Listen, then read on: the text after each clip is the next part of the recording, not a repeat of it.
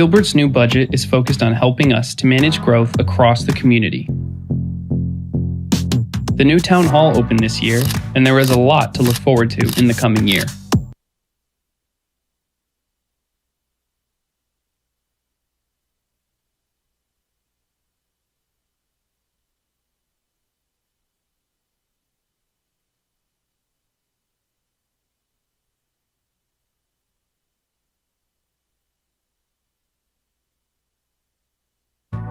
Gilbert's new budget is focused on helping us to manage growth across the community. The new town hall opened this year, and there is a lot to look forward to in the coming year.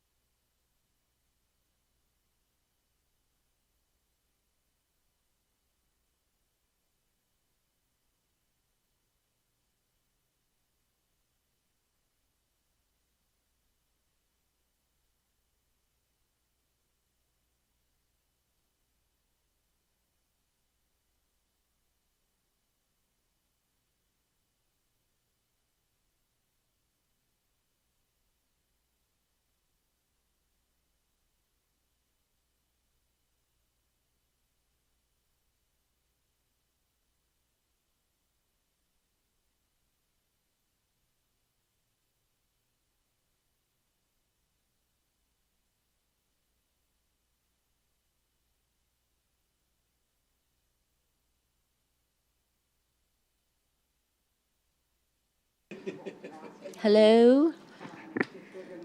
We need to get moving because we have a very short amount of time for our study session this evening. Thank you. We will go ahead and call to order our council study session for Tuesday, June 6th. We have one item on our agenda, which is discussion and direction on the recommendation from the council subcommittee on code of ethics related to the ethics handbook policy and code of conduct. And Chris Payne, are you presenting? I am, Mayor. Great, thank you. Am I fine here, or do you want me to move up? Okay, fantastic. Thank you and welcome back, Mayor. Hope you had a great trip. Good. So I'm gonna do the report out from the subcommittee. Can everyone hear me okay? Okay. I'm gonna do the report out from the subcommittee, but subcommittee members, Vice Mayor, Tilke, Councilmember Torgerson, Councilmember Anderson. Feel free to jump in at any time, interrupt me if you want to add something to it. I will not be offended. I'll actually appreciate it. So we'll go through here real quick. I just got a few slides to kind of go over what the recommendations are, and then we'll be looking for some feedback and direction from council at the end of this. So this is what we're going to talk about, the history and purpose of the Code of Ethics, the existing one. We're going to review the subcommittee, what the work they did and their recommendations, and then look for some discussion and direction from council. So this is just kind of going back to what we talked about at the retreat in December, but the ethics policy, the current ethics policy dates back to 2012, and the purpose, as stated in the policy, is to maintain public confidence in the integrity of public officials and instill public trust. This was revised a couple of years ago to require 3 council members to agendize a complaint. Subsequent to that, council gave direction, hey, let's talk about this at a future retreat, which we did do in December of last year. And then on December 13th at the council meeting, council created an ethics subcommittee. That's why we're here today. So on that December 13th meeting where the council created the subcommittee, the purpose, as stated, was to explore policies for revising and updating the current policy, including best practices for responding to complaints. That's the charge that the subcommittee took, and that's what we tried to do as a subcommittee. And when I say we, I mean the 3 council members. I was just described and provided some help where needed. So the subcommittee met 4 times. We had 4 separate public meetings. And then ultimately, we're here today because there are recommendations. The first recommendation is to repeal the existing Code of Ethics in conjunction with adopting what's the subcommittee is recommending, the adoption of an ethics handbook, and then adopting a separate code of conduct. And we're going to go through what's being proposed for the ethics handbook and the code of conduct. So the ethics handbook, as we get into this, you're going to see the whole purpose of, I think what the subcommittee really wanted to do was to make the ethics process, the complaint process, make it very transparent for the public, not just for the council, but for the public to understand. And so the idea here is rather than just have, a 12-page document with a bunch of letters in writing and just laying out like in a Word document, but is to create a handbook, something that you can see. Some cities have done this. We looked at a lot of other cities, something that has graphics and is really easy to read and easy to understand, something that would be posted on, the town websites. So if anyone has any questions about what's the ethics policy, how do I file a complaint, they can just click on a link and they can just do it right from there. So the purpose of the ethics handbook, it would apply to elected officials, to the council, as well as your appointed public officials, members of boards, commissions, and committees. So what you saw in the packet, the draft ethics handbook, it would apply to the elected and the board, commission, and committee members. The ethics handbook, it defines the scope of the standards that are going to be governed by that ethical code. The current code is pretty broad and not very clear, and the subcommittee really wanted to clarify and make it clear to everyone what would be considered an ethical violation and what would not be, and we're going to go through that. It also creates limitations on the filings. We'll talk about those as well. It creates a whole new ethics complaint process and kind of turns things on their head from the way it currently is to what's being proposed. And that's through providing for mediation first, and then provides counsel with a final review option. It sets forth the clear potential penalties and sanctions. What's being proposed does not require, if there's an ethical violation and the council ultimately finds that there is one, by a council member or member of a board, commission, or committee. You've got options to assess a penalty or sanction, but you don't have to. And then it also, there's a section that talks about, provides the council with authority to initiate investigations where appropriate and where lawful. So the ethics handbook, the scope is, this is what ethical violations under the proposed handbook would be. It'd be based on these 4 different pillars. We've got, as you saw in the draft, there's 4 sections: honesty, integrity, fairness, impartiality, respect, loyalty, and gifts. If this ethics handbook is adopted as recommended by the subcommittee, that's where if a member of the council or a member of a board, commission, or committee, violates any one of these four, then someone could file a complaint, an ethics complaint on that. If there's other conduct, maybe violations of state law, open meeting law, you could not file an ethics complaint for a violation or alleged violation of the open meeting law. And the idea is there are state remedies for that. And so we clearly lay that out in the ethics handbook. The intent of the subcommittee was to say, these are the four pillars here. If you think an ethical violation occurred, if you think there was a state law violation, we have those laid out. We have links to whether some cases the Attorney General has jurisdiction over that. They could file a complaint with the Attorney General. But the idea is to not have potentially, right, if there's an open meeting law violation and someone filing a complaint with the AG and then also filing an ethics complaint, you've got recourse under state law. That's where you should go. And the ethics violations are only limited to these type of things. So here are the limitations. I think part of what the council or the subcommittee really wanted to make it. They didn't want to make it where someone could wait a couple of years where they think someone violated an ethics policy or an ethics standard and then wait 2 years and then file a complaint. So these are some of the limitations. There's filing requirements. You need to identify, what happened, what you say what happened. You need to show where in the ethics policy, which one of those four pillars was allegedly violated. Complaints are limited. Right now, anyone can file a complaint. And we accept anonymous complaints. We're not going to accept anonymous complaints. That's the recommendation.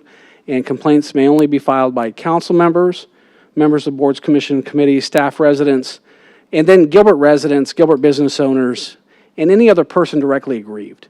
So that's broad enough that if someone feels like, hey, an ethical violation occurred and they were impacted, they could file it, but some random resident from a different city could not, if they wanted to do one for political purposes or anything else. If they have no nexus, then they would be prohibited from filing.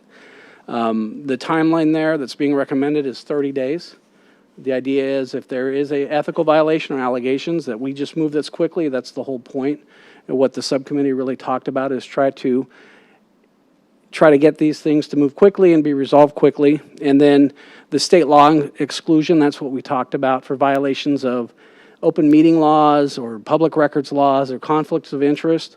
There's state law remedies, and so those would not be ethical violations that would be considered under the policy.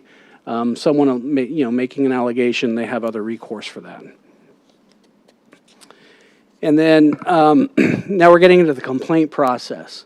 So we talked about those four pillars. If someone believes that a council member, for example, violated one of those four pillars, they would file the complaint. It gets filed with the town clerk. And then there's three separate steps. The first step would be mediation, a required sit down. And that would be made up of the person who filed the complaint would have to sit down with the person who the complaint was filed against. We've got built in, we're recommending the creation of this independent mediator process that would be appointed. This mediator would be appointed through ASU College of Law, their mediation program, and they would appoint a mediator who would then sit down with the person who, person who filed the complaint, the council member or the board and commission member who the complaint was filed against. And I just make sure I get this right. The town attorney, and that's it. So the idea of that is, I think the subcommittee really believes that most of the time when people feel like an ethics violation may have occurred, if you can get the parties to sit down in a room and they could probably talk through things, and the idea is you get ahead of having to go through an investigation. The idea is you sit down, you have a mediation, and the people are able to talk through the concerns they have, and the idea is that probably most of them would die there, and they'd be done, and that you wouldn't move on to the next steps. If the complainant at that point, after they've had a sit down with this mediator and had an opportunity to state their concerns and have a discussion, if they feel like it hasn't been resolved, they can move on and they can request that they can move that complaint on, and at that point it goes to an independent investigation. Again, there would be a person appointed by the ASU College of Law. They'd be making that selection, and they would serve as the independent investigator at that point. or at least as the person overseeing the process, overseeing the ethics process. We call them an independent ethics reviewer, so it's not the investigator. They would take a look at the complaint, determine whether or not it satisfies the requirements. If it doesn't, then they would make a recommendation to the council to kick it out because it's not covered by the scope. And if it does, then they decide whether they make recommendations to the council or if they need to do an independent investigation. Whether they do an independent investigation or they make recommendations to themselves, at that point, then it would come to the council. And then at that point, it's very similar to the current process where the council then would get a copy of the report, if there's an ethics report, any recommendations, and then they would review it at a public meeting at the next regularly scheduled council meeting.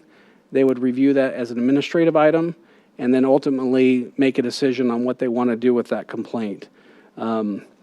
They've got the council may, under this subcommittee, the subcommittee's recommendations, you can accept the investigative report and recommendations in whole or in part.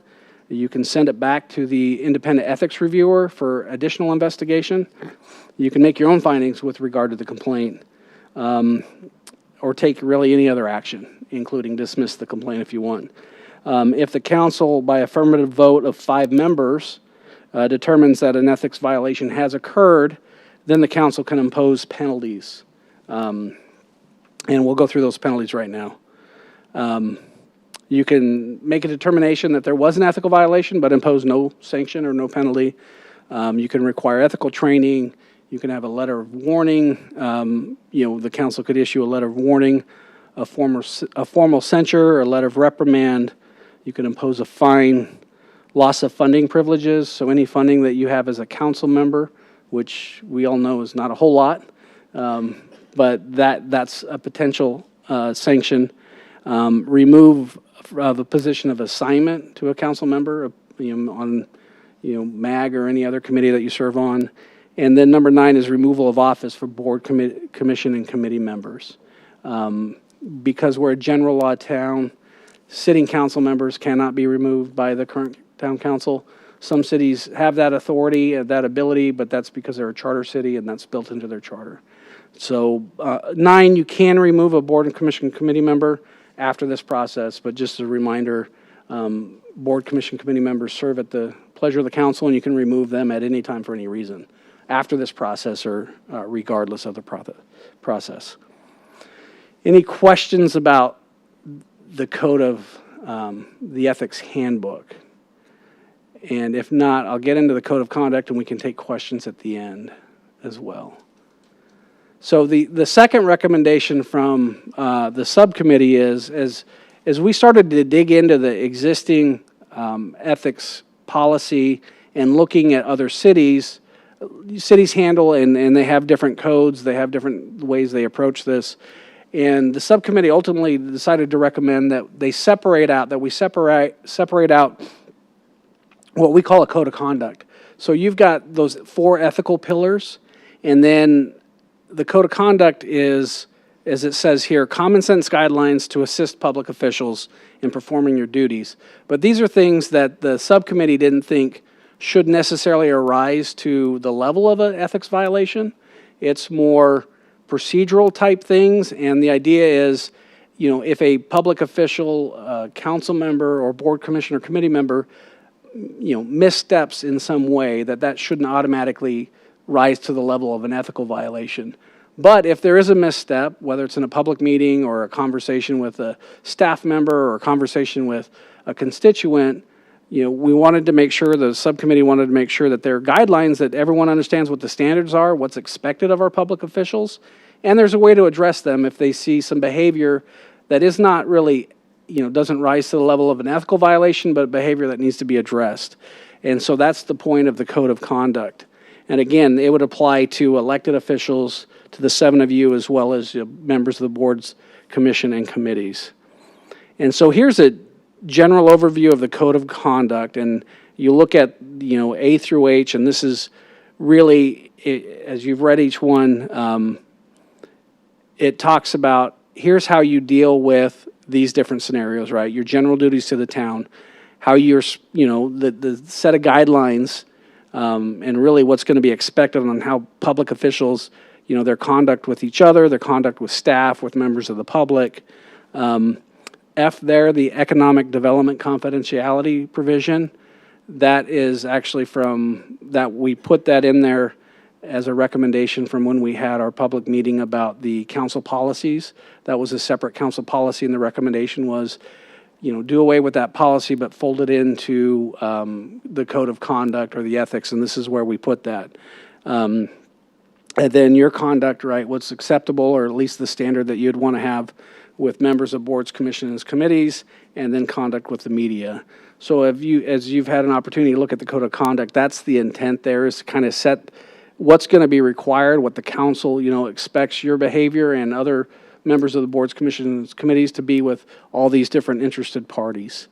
There is a complaint process that the subcommittee is recommending on the code of conduct. It's different from the ethical complaint process. Again, if someone alleges that a member of a board, commission, or committee violated the code of conduct, it doesn't automatically jump up to the level of a ethics violation and go through that process. And so this is what the recommendations are, that a violation or alleged violation of code of conduct is only filed by a public official, a council member or a member of board, commission, or committee, or a staff member. That's it, and not filed by a member of the public or anything else. There's a 30-day limitation similar to the Code of Ethics. Similar to the Code of Ethics, there would be a mandatory in-person meeting. So say, for example, Councilmember Bongiovanni files a Code of Conduct complaint against Councilmember Kaprowski. Two of you are going to get to sit down together with the town attorney and the town manager and either the mayor or the vice mayor and have a conversation. Hey, what are your concerns? Why did you file the complaint? What can we do to rectify this? And if we need to, hopefully change, if there's some substance there, maybe change some behaviors, and then we move on, and that's it. And that's the point there. It would be an ethical violation for a refusal to participate. So if council member in that scenario, Councilmember Kaprowski says, no, I'm not meeting with you, Councilmember Bongiovanni, to talk about this, then that would be an ethical violation.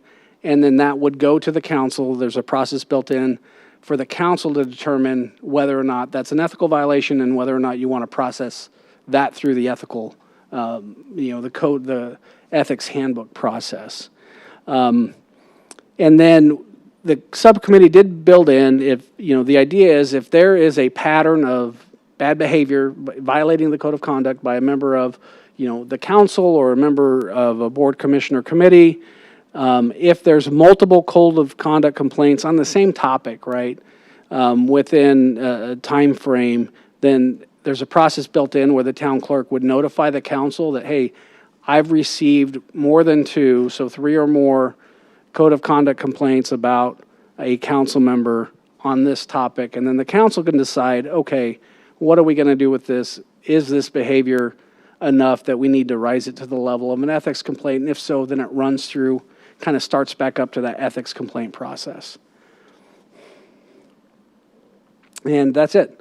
That's what's being recommended by the subcommittee, and subcommittee members, I'm sure, can answer any questions as well as myself. Thanks, Chris. Any questions or comments? Vice Mayor? Thanks, Mayor.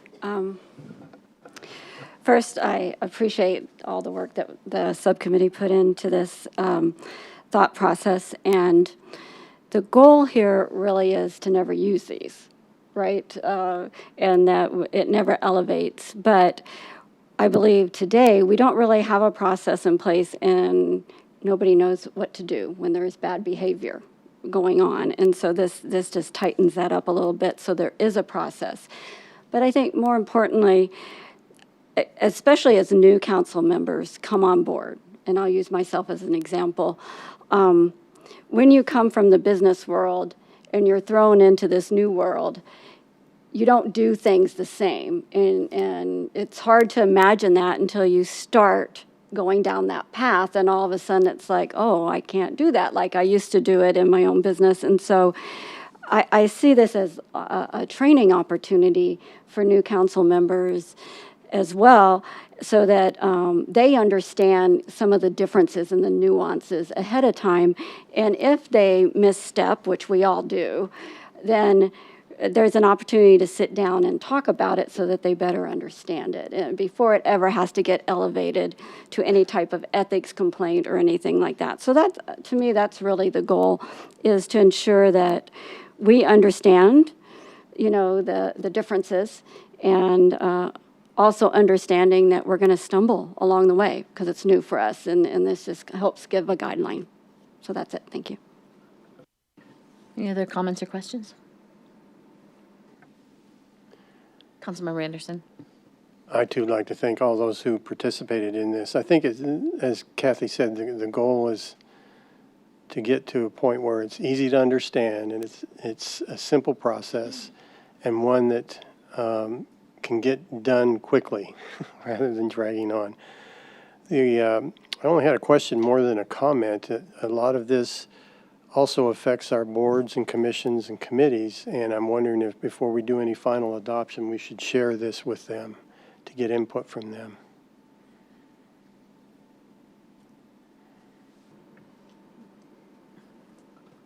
Councilmember Kaprowski. I agree with that also. I was introducing Councilmember sorry. Kaprowski.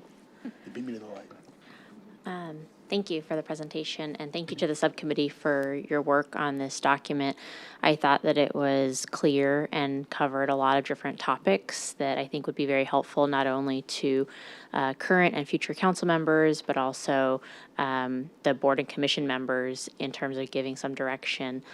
The only comment I had as we were going through that presentation that I just verified was there's section H in the guidelines, town council conduct with the media. It's pretty brief in this document, but I know we've received some additional direction and training on this from the town, and would potentially suggest expanding this section to either add some additional points of authority, or how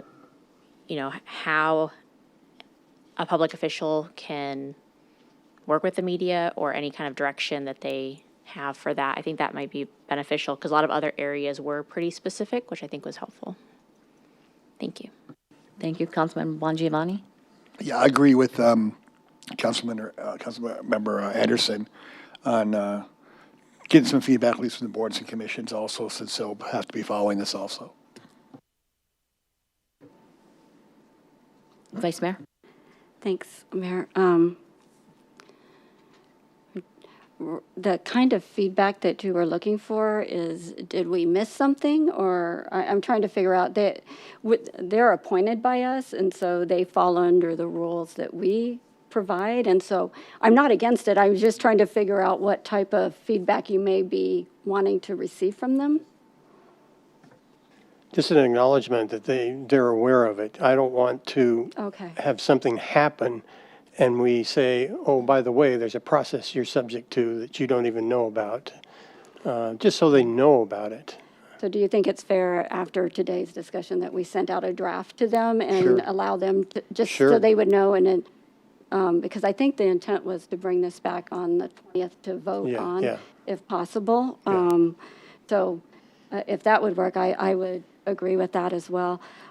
There is the one topic, and I just want to make sure it was clear on, I'm looking to see where it is.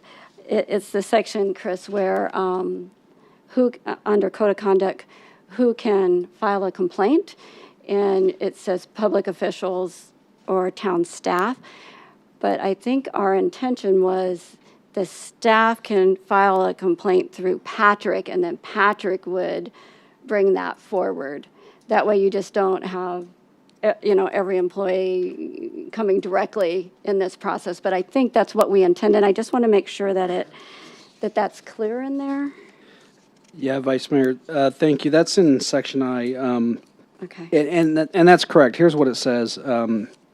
Complaints alleging violations of Code of Conduct may be only filed by public officials or town staff within 30 days, made in writing to the town, and, complaints are made in writing to the town clerk.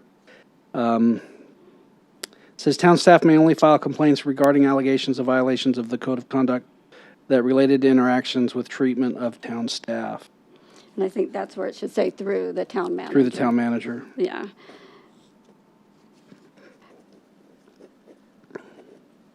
We could add that in. Okay, thank you. Any other comments or questions?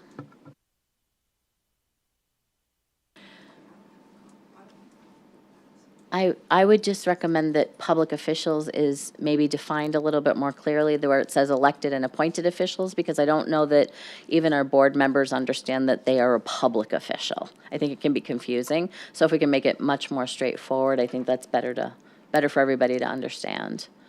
And I'm not sure about sending this out to our boards and commissions at this point.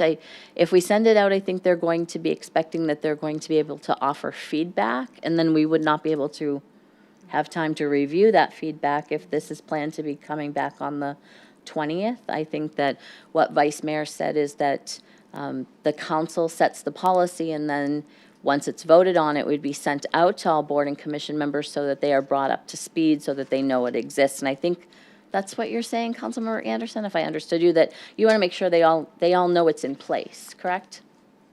Yes, I don't want to catch them off guard where they say, we didn't have any idea that this was adopted by you. Right. Why are we now subject to it when So we what didn't if, know about it? what if we said if this gets voted on June 20th, that it wouldn't go into effect for like 30 or 60 days, giving everyone time to have it sent to them and them to become aware of it? Sure. Would that make more sense? That'll work. Okay.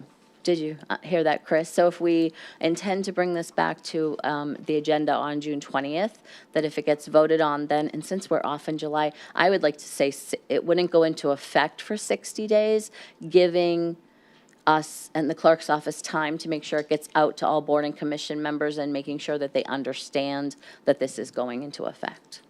I think that's a little bit more clear for them. So 60 days from July 20th, we could do August 1st, if that's less than 60 days, or let me know where you want the effective date to be and we could build that in.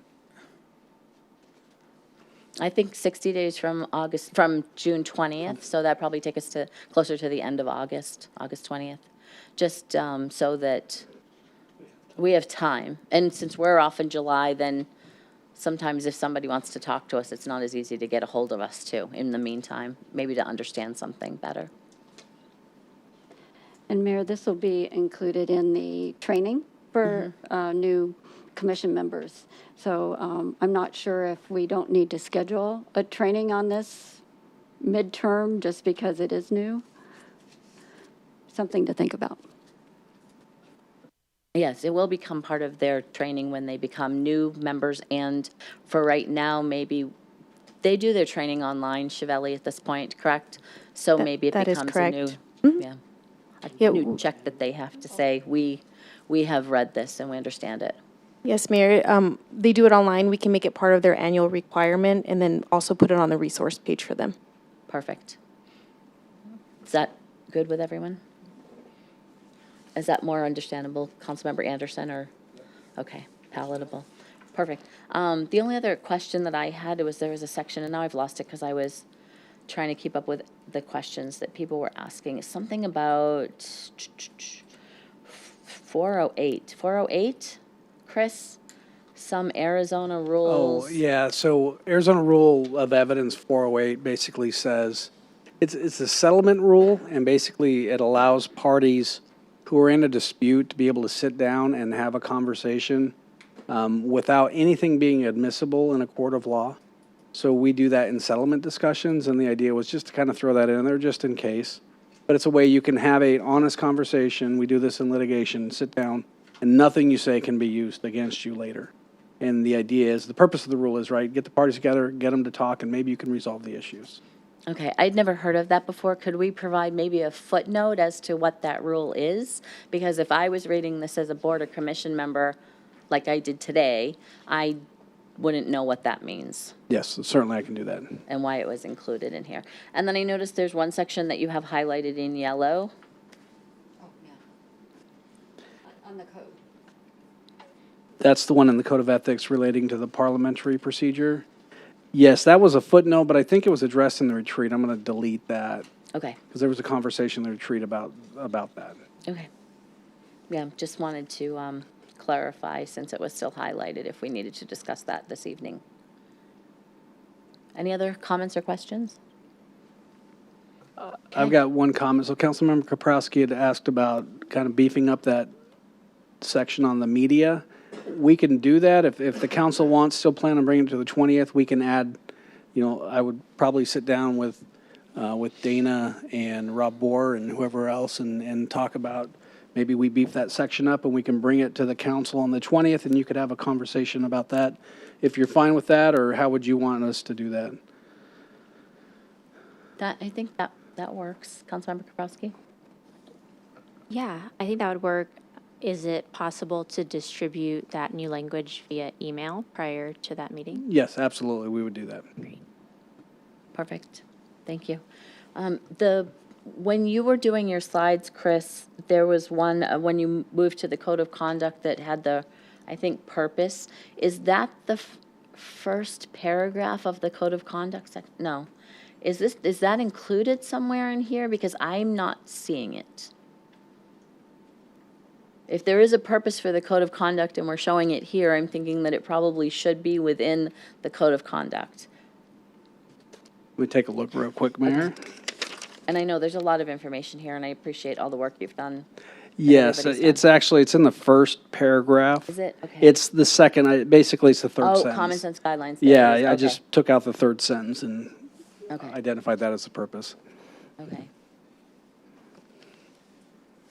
Great. So, yeah, my comments again, just if we could define public officials is elected and appointed so that people understand where they stand. I didn't understand my first couple years on the commission that I was an appointed official. That makes you a public official. So I think it'll make it a little bit more understandable. All right. Seeing no other comments, questions?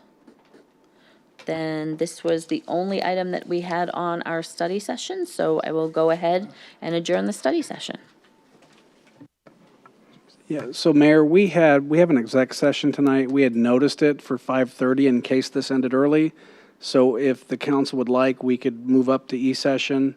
And if we get through it, we don't have to go back tonight. Or we can wait and just do it afterwards. Okay.